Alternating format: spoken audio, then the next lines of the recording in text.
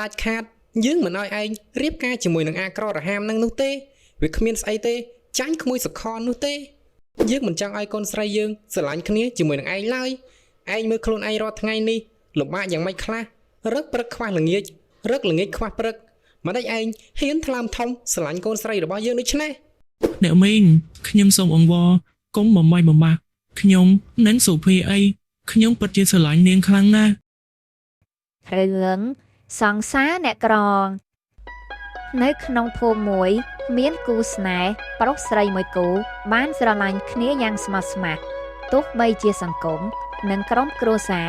បានបង្កបញ្ហាប្រឈមជាច្រើនយ៉ាងណាក៏ដោយប៉ុន្តែក្តីស្នេហារបស់ពួកគេនៅតែរឹងមាំសុភីបងស្រឡាញ់អូនណាស់អូនរងចាំបងបន្តិចទៀតសិនទៅណាបងសន្យាថានឹងខិតខំធ្វើការងារដើម្បីមានលុយចូលស្ដីទៅនឹងអូនពីម្ដាយអូនតាមប្រពៃណីឆាប់ខ្ញុំក៏ស្រឡាញ់បងដែរប៉ុន្តែម្ដាយរបស់ខ្ញុំដោយតែបងមិនដឹងស្រាប់អញ្ចឹងគាត់ចង់ឲ្យខ្ញុំរៀបការជាមួយនឹងបងសុខននៅភូមិចិត្តយើងនេះព្រោះគាត់ឃើញគេជាគ្រួសារអ្នកមានតែបងកុំបារម្ភអីខ្ញុំនឹងមករៀបការជាមួយអ្នកណាទាំងអស់ខ្ញុំនឹងរងចាំបងតែម្នាក់គត់បងអរគុណអូនណាដែលនៅរងចាំបងនឹងខិតខំប្រឹងប្រែងរកលុយឲ្យបានច្រើននិងព្យាយាមបញ្យល់ម្ដាយអូនឲ្យយល់ពីក្តីស្រឡាញ់របស់បងមានចំពោះអូនចាស់បងអូនក៏ព្យាយាមប្រកែកមិនរៀបការចោលបងនោះទេអូនស្រឡាញ់តែបងម្នាក់ស៊ូណាបងអូនចង់រស់នៅជាមួយបងភ្លាមនោះច័ន្ទមិត្តភក្តិរបស់សុខាបានដើរមកសួស្ដីអ្នកទាំងពីរនេះលួចស្កាត់ជួបគ្នាទៀតហើយមែនទេហាតិចប្រយ័ត្នបដៃសុភាឃើញច្បាស់ជាត្រូវមកទៀតឥឡូវហើយសុខាឯងលួចមកស្កាត់ជួបកូនខ្មុំគេនៅកន្លែងស្ងាត់ដូចនេះនោះវាអាស្អីគេនេះបើយើងជាសង្សារគ្នាមិនអោយជួបគ្នាយ៉ាងម៉េចកើតតានេះមនុស្សស្រឡាញ់គ្នាវើយបើមិនបានជួបអូនសុភាមួយថ្ងៃទេយើងនេះមិនលក់នោះទេទោះបីជាម្ដាយសុភាមិនពេញចិត្តយើងមែនតែយើងនឹងខិតខំប្រឹងប្រែងធ្វើការងាររកលុយឲ្យបានច្រើនដើម្បីអាចឲ្យគាត់ទុកចិត្តថាយើងអាចមើលថែកូនស្រីរបស់គាត់បានមែនទេអូនខំសិនទៅវើយតែកុំយូរពេកតិចប្រយ័ត្នម្ដាយសុភាលើកសុភាឲ្យរៀបការជាមួយនឹងសុខនបាត់ឯងនេះច្បាស់ជាទឹកភ្នែកជូតក្បាលជង្គង់ហើយតាំងមកយំសោកដាក់យើងជាមិនខាននោះទេយើងមិនចង់ឃើញឯងត្អូញត្អែដាក់យើងឡើយកុំនិយាយដូច្នេះអីបងច័ន្ទខ្ញុំមិនបានស្រឡាញ់សុខននោះទេខ្ញុំក៏គ្មានថ្ងៃរៀបការជាមួយគេនោះចង់បងសុខាដែរតែសុភាគិតថាម្ដាយសុភាយល់ព្រមដែរមែនទេគាត់នឹងតាមចិត្តរបស់សុភាដែរទេព្រោះសុខនម្នាក់នោះគេជាអ្នកមានហើយមិត្តរបស់ខ្ញុំសុខានេះមិនទាន់មានអ្វីសល់ជាដុំកំភួននោះទេគិតតែថាគាត់នឹងយល់ព្រមតាមសុភានោះយីអាស្អីគេនេះឯងមកនិយាយលើកទឹកចិត្តមិត្តភក្តិឲ្យប្រឹងប្រែងឬក៏ឯងមកនិយាយបំបាក់ទឹកចិត្តគ្នាណា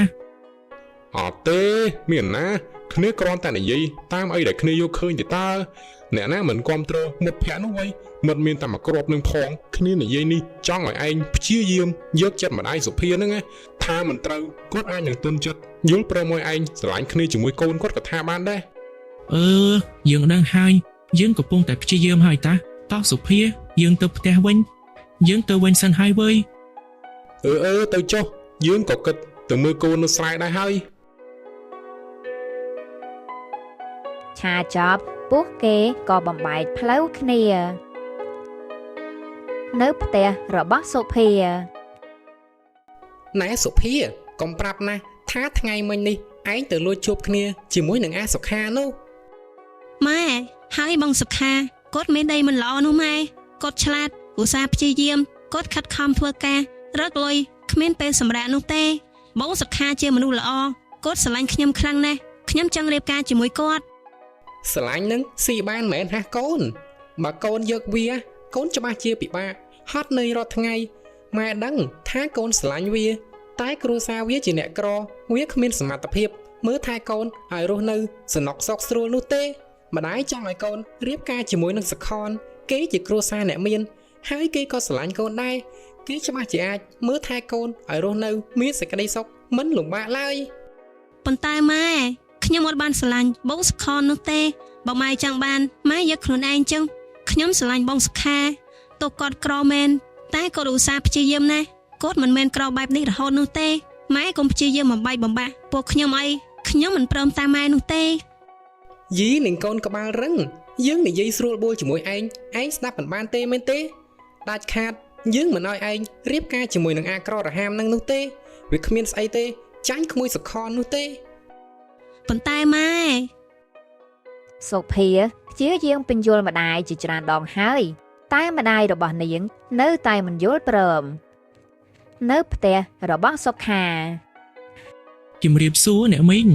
ងមកផ្ទះខ្ញុំមានការអីមែនទេ គឺយើងមកនេះចង់និយាយពីរឿងកូនស្រីរបស់យើង មានរឿងអីទៅអ្នកមីង គឺយើងមិនចង់ឲ្យឯងតាក់ទងកូនស្រីរបស់យើងទៀតនោះទេយើងមិនចង់ឲ្យកូនស្រីយើងស្រឡាញ់គ្នាជាមួយនឹងឯងឡើយឯងមើលខ្លួនឯងរាល់ថ្ងៃនេះលំបាកយ៉ាងម៉េចខ្លះរឹកព្រឹកខ្វះល្ងាចរឹកល្ងាចខ្វះព្រឹកមិនដេចឯងហ៊ានថ្លើមធំស្រឡាញ់កូនស្រីរបស់យើងដូច្នេះ អ្នកមីងពួកខ្ញុំស្រឡាញ់គ្នាយូរហើយរាល់ថ្ងៃនេះខ្ញុំខិតខំប្រឹងប្រែងខ្លាំងណាស់ដើម្បីមានលុយចូលស្ដីដណ្ដឹងកូនស្រីរបស់អ្នកមីងខ្ញុំសូមអង្វរកុំបំបាយបំបាក់ខ្ញុំនិងសុភាអីខ្ញុំពិតជាស្រឡាញ់នាងខ្លាំងណាស់ មិនបាច់មកអង្វរកយើងនោះទេយើងនឹងលើកកូនស្រីរបស់យើងឲ្យសខនហើយគេជាអ្នកមានគេទើបអាចមើលថែកូនស្រីរបស់យើងបានឯងនេះមានសមត្ថភាពអីមើលថែកូនស្រីរបស់យើងនោះចង់ឲ្យកូនយើងមកស៊ីអំបិលជាមួយឯងមែនទេយើងមិនព្រមជាដាច់ខាតឈប់តាក់ទងកូនស្រីរបស់យើងទៀតណា អ្នកមីងទុកពេលឲ្យពួកខ្ញុំផងបានទេកុំបំបាយបំបាក់ពួកខ្ញុំដោយបែបនេះអី ទោះប្រើពេលប៉ុន្មានទៀតក៏ឯងគ្មានថ្ងៃខ្លាចជាអ្នកមានដែរចង់ឲ្យកូនស្រីយើងចាំឯងដល់ពេលណាទៀតយើងទៅវិញហើយ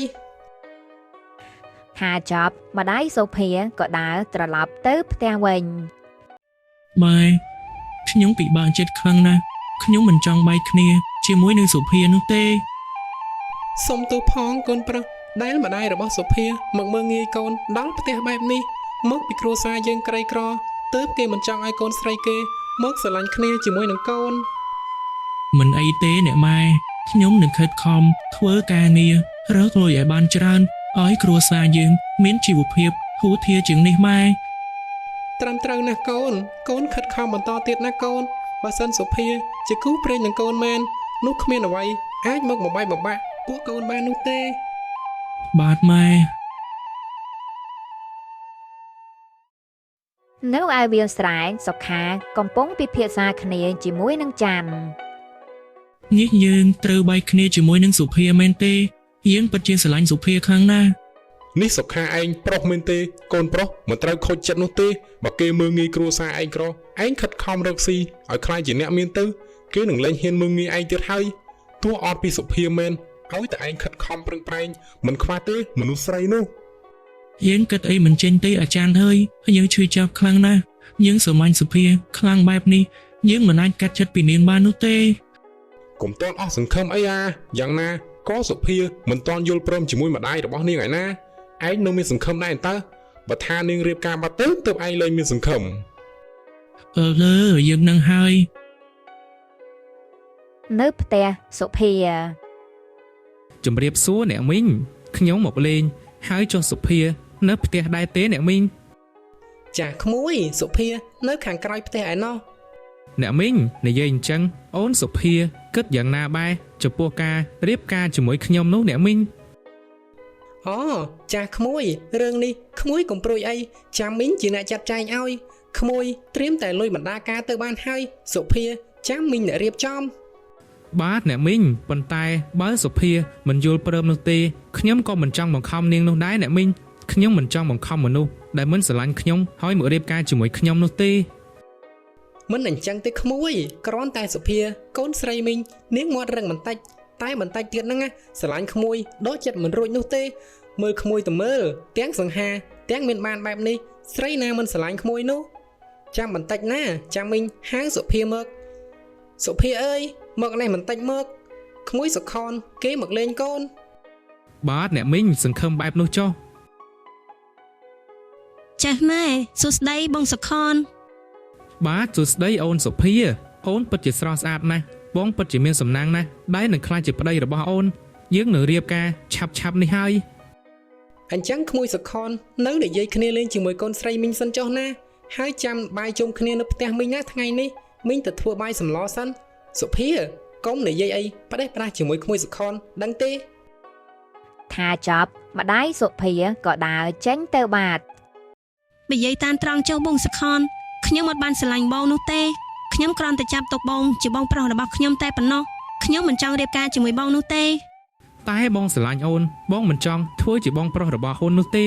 បងចង់រៀបការជាមួយអូន សុំទោសផងបងសុខនខ្ញុំមានមនុស្សដែលខ្ញុំស្រឡាញ់រួចហើយខ្ញុំមិនចាំបែកគ្នាជាមួយសង្សារខ្ញុំនោះទេខ្ញុំស្រឡាញ់គេខ្លាំងណាស់បងនឹងទេអ្នកម៉ែគាត់ព្យាយាមបំបាក់ពួកខ្ញុំទាំងពីរដើម្បីឲ្យខ្ញុំមករៀបការជាមួយបងខ្ញុំពិតជាអាណិតបងសុខាសង្សាររបស់ខ្ញុំណាស់ អូនសុភាបងក៏មិនចង់បង្ខំអូនហើយមករៀបការជាមួយបងទាំងដែលអូនមិនបានស្រឡាញ់បងនោះដែរអញ្ចឹងបងទុកពេលឲ្យអូនគិតមួយរយៈសិនចុះចាំយើងពិភាក្សារឿងនេះជាមួយម្ដាយអូននិងឪពុកម្ដាយរបស់បងម្ដងទៀតបើអូនមានមនុស្សដែលខ្លួនស្រឡាញ់រួចហើយបងក៏មិនចង់បំបាយបំបាក់ស្នេហារបស់អូនដែរ ចាស់បងអរគុណណាស់បងដែលយល់ពីខ្ញុំ មិនអីទេអូន ចំណែកឯសុខាវិញបានខិតខំធ្វើការងារយ៉ាងខ្លាំងដើម្បីបញ្ជាក់ឲ្យម្ដាយសុភាឃើញថាគេមានសមត្ថភាពក្នុងការថែរក្សាសុភាបានមិនយូរប៉ុន្មានសុខាបានបើកហាងផ្កាតូចមួយនិងមានមនុស្សគាំទ្រជួយទិញគេជាច្រើននៅពីមុខហាងផ្កា បងសុខាមានផ្កាអ្វីខ្លះនឹងបងថ្ងៃនេះ បាទមានច្រើនណាស់ស្រាប់តែស្រស់ទៀតផងចុះនារីត្រូវការប៉ុន្មានដែរនឹង ចាស់បងខ្ញុំយកផ្កាកុលាបមួយឈុតមកបង ណែរបស់នារីហោះ 30000 រៀលអរគុណច្រើនណាស់នារី ចាស់បងចឹងខ្ញុំទៅសិនហើយបង បាទអញ្ជើញតាមស្រួលចុះ ចប់នារីក៏ដើរចេញទៅបាត់ យ៉ាងម៉េចដែរកូនថ្ងៃនេះលក់ដាច់ទេ បាទម៉ែលក់ដាច់ជាងម្សិលមិញទៀតម៉ែ ទីបំផុតកូនមានមុខរបរមួយដែលមានចំណូលសមរម្យហើយការខិតខំប្រឹងប្រែងរបស់កូនដាំផ្កាកន្លងមកនេះបានទទួលផ្លែផ្កាហើយ បាទម៉ែ នៅថ្ងៃបន្ទាប់ បងសុខាយ៉ាងម៉េចដែរបងថ្ងៃនេះមានភ្ញៀវច្រើនទេ អូនសុភានេះមកលេងបងដល់ហាងតែម្ដងបងសុំទោសផងដោយសារមួយរយៈនេះបងរវល់ខ្លាំងពេកទើបមិនបានទៅរកអូនថ្ងៃនេះមានភ្ញៀវច្រើនគួរសមដែរតើអូន មិនអីទេបងអូនពិតជាមានមោទនភាពលើបងខ្លាំងណាស់ដែលបងខិតខំរហូតមានហាងផ្កាផ្ទាល់ខ្លួនមួយបែបនេះ ការខិតខំប្រឹងប្រែងរបស់បងកន្លងមកក៏ព្រោះតែអូនបងស្រឡាញ់អូនទោះបីជាលំបាកយ៉ាងណាក៏បងត្រូវតែតស៊ូដែរ អូនសប្បាយចិត្តណាស់ចាន់ពីពេលនេះទៅម្ដាយអូននឹងលែងព្យាយាមមកបាយមកបាក់ពួកយើងទៀតហើយបង តែសុខណអូនម្ដាយអូនយល់ព្រមដែរមែនទេ មិនអីទេបងខ្ញុំបាននិយាយជាមួយបងសុខនរីហើយខ្ញុំចិត្តទុកគាត់ជាបងប្រុសម្នាក់តែប៉ុណ្ណឹងខ្ញុំស្រឡាញ់តែបងម្នាក់គាត់ហើយម្ដាយរបស់ខ្ញុំបន្ទាប់ពីបងសុខនព្យាយាមបញ្យល់គាត់ម្នាក់ទៀតគាត់ក៏ឈប់បង្ខំខ្ញុំទៀតដែរបង ល្អខ្លាំងណាស់អូនអញ្ចឹងបងមានសង្ឃឹមវិញហើយបងនឹងព្យាយាមនិយាយជាមួយម្ដាយរបស់អូន ចាស់បង ពេលវេលាបានកន្លងផុតទៅហាងផ្ការបស់សុខាកាន់តែមានកេរ្តិ៍ឈ្មោះនិងមានអតិថិជនគាំទ្រកាន់តែច្រើនឡើងជារៀងរាល់ថ្ងៃដោយឃើញពីការខិតខំប្រឹងប្រែងរបស់សុខាម្ដាយសុភាក៏ចាប់ផ្ដើមមានការបណោទស្សនកិច្ចទៅលើសុខានៅផ្ទះរបស់សុភា មីងសុំទោសផងដែលកន្លងមកមីងនិយាយពាក្យមិនល្អដាក់ក្មួយពិតជាធ្វើឲ្យមីងបានយល់ថាក្តីស្រឡាញ់របស់ក្មួយមកលើកូនស្រីរបស់មីងមានតម្លៃប៉ុណ្ណាដោយសារតែការខិតខំប្រឹងប្រែងរបស់ក្មួយទើបក្មួយមានថ្ងៃនេះ បាទមិនអីទេអ្នកមីងខ្ញុំមិនបានប្រកាន់ខឹងគុំគួរនឹងអ្នកមីងនោះទេ ចាប់ពីពេលនេះទៅមីងមិនហាមឃាត់ក្មួយស្រឡាញ់គ្នាជាមួយនឹងកូនស្រីរបស់មីងទៀតនោះទេ ខ្ញុំសូមអរគុណណាស់អ្នកមីងដែលបានផ្ដល់ឱកាសឲ្យខ្ញុំនឹងចូលស្ដីដណ្ដឹងសុភារៀបការឆាប់ខ្ញុំសន្យាថានឹងថែរក្សាសុភាឲ្យបានល្អបំផុត ចាស់ក្មួយ ការសម្រេចចិត្តរបស់ម្ដាយសុភាបានធ្វើឲ្យសុខានិងសុភាមានក្តីសុខយ៉ាងខ្លាំង មួយសប្តាហ៍បន្ទាប់ពីរៀបការរួច ទីបំផុតអ្នកទាំងពីរបានសមតាមបំណងហើយយើងសូមសរសើរការខិតខំប្រឹងប្រែងរបស់ឯងណាសុខាឥឡូវនេះឯងមានទាំងប្រពន្ធស្អាតហើយថែមទាំងមានអាជីវកម្មផ្ទាល់ខ្លួនទៀត យើងអរគុណឯងហើយដែលតែងតែជួយផ្ដល់កម្លាំងចិត្តដល់យើងជានិច្ចនិយាយអញ្ចឹងហែងពេលណាកាត់គូរត់ប្រពន្ធដែរទឹកចាស់ព្រៅលែងមានអ្នកយកទៅ អូយើងមិនតន់ចង់បានប្រពន្ធនោះទេតឲ្យពួកឯងរៀបការសិនទៅចាំមើលពេលការយើងនឹងជួលវត្តណានឹងជីដាវីតមកច្រៀងឲ្យផ្អើលការយើងមិនខាននោះទេ បើអញ្ចឹងមែននោះយើងនឹងចាំមើលហើយ ក្តីស្រឡាញ់របស់សុខានិងសូភាបានបង្ហាញឲ្យឃើញថាស្នេហាពិតអាចឈ្នះបានគ្រប់ឧបសគ្គទាំងអស់